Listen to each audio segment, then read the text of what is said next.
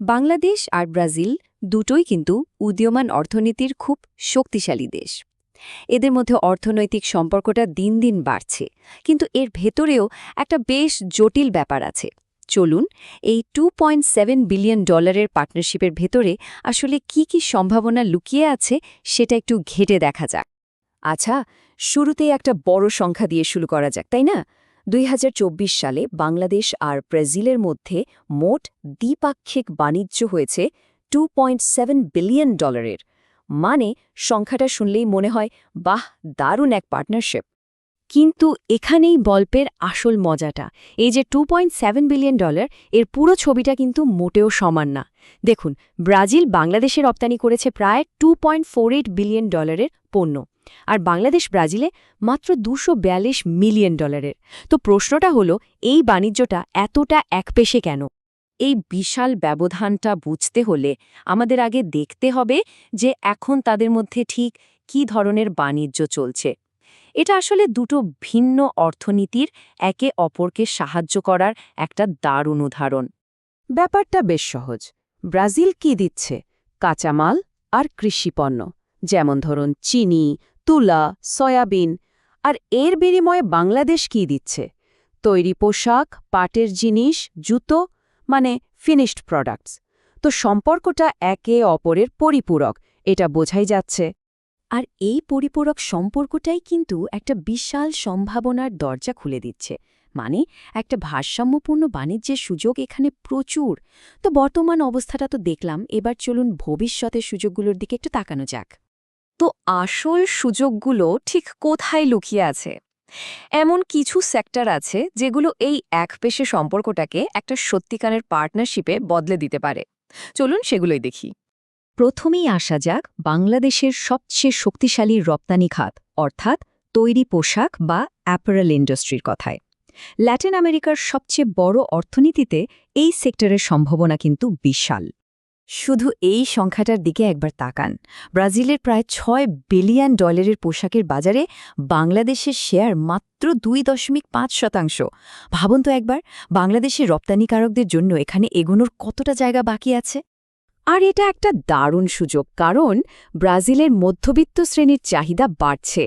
খরচ আর কোয়ালিটির দিক থেকে বাংলাদেশ দারুণ অবস্থানে আছে।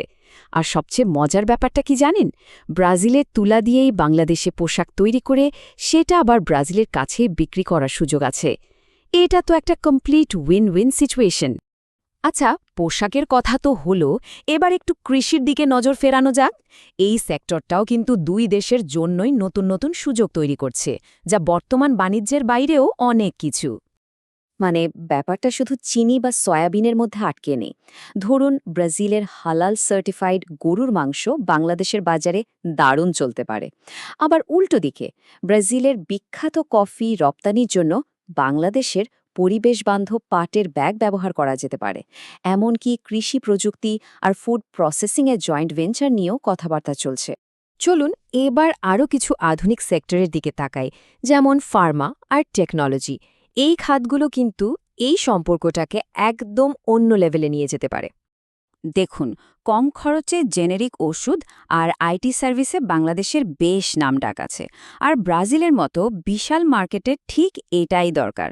ফিনটেকের কথাই ধরুন না, বাংলাদেশের বিকাশ আর ব্রাজিলের পেক্স পেমেন্ট সিস্টেম দুটোই নিজেদের জায়গায় সফল। এদের অভিজ্ঞতা বিনিময় হলে দুজনেরই লাভ। তো সম্ভাবনা যে প্রচুর তা তো আমরা দেখলাম, কিন্তু প্রশ্ন হলো, এই সম্ভাবনাকে বাস্তবে রূপ দেব কিভাবে? এর পথে বাধাগুলো কি কি? চলুন একটা শক্তিশালী পার্টনারশিপের জন্য কি করা দরকার সেই রোডম্যাপটা দেখি। বাণিজ্যটাকে আটকে রাখার পেছনে কয়েকটা বড় বাধা আছে, যেমন বাংলাদেশি পোশাকের ওপর ৩৫% পর্যন্ত ট্যারিফ। এরপর আছে ব্যাংকিং জটিলতা, যেমন লেটার অফ ক্রেডিটের সমস্যা। আর সবশেষে সরাসরি কোনো জাহাজ বা ফ্লাইট রুট নেই। এগুলোই কিন্তু আসল চ্যালেঞ্জ। এই চ্যালেঞ্জগুলো পার করার জন্য দুই দেশের সরকার একটা ৪ দফার রোডম্যাপ নিয়ে আলোচনা করছে, যেমন একটা বাণিজ্য চুক্তি দ্রুত ফাইনাল করা, ব্যাংকিং সমস্যাগুলোর সমাধান করা, লজিস্টিক্স উন্নত করা আর জয়েন্ট ভেঞ্চারের উৎসাহ দেওয়া। এই পদক্ষেপগুলো নেওয়া গেলে স্বপ্নটা সত্যি হতে পারে। চলুন এবার একটু জুম আউট করে বড় ছবিটা দেখি। এই যে পার্টনারশিপ, এর কৌশলগত গুরুত্ব কিন্তু বিশ্ব পর্যায়েও কম নয়। এই কথাটা কিন্তু খুব শক্তিশালী। ব্রাজিল বাংলাদেশকে দক্ষিণ এশিয়ার এক নতুন অর্থনৈতিক দৈত্য বা নিউ ইকোনমিক জায়ান্ট হিসেবে দেখছে। এটা থেকে বোঝা যায় দুই দেশের মধ্যে পারস্পরিক আগ্রহ আর সম্মান দুটোই বাড়ছে। আর এই পার্টনারশিপটা আসলে একটা বড় ধারণার অংশ, যাকে বলা হয় সাউথ সাউথ কোঅপারেশন। মানে গ্লোবাল সাউথের দেশগুলো যখন নিজেদের মধ্যে রাজনৈতিক, অর্থনৈতিক আর প্রযুক্তিগতভাবে সহযোগিতা করে, সেটাই হলো এর মূল ভিত্তি।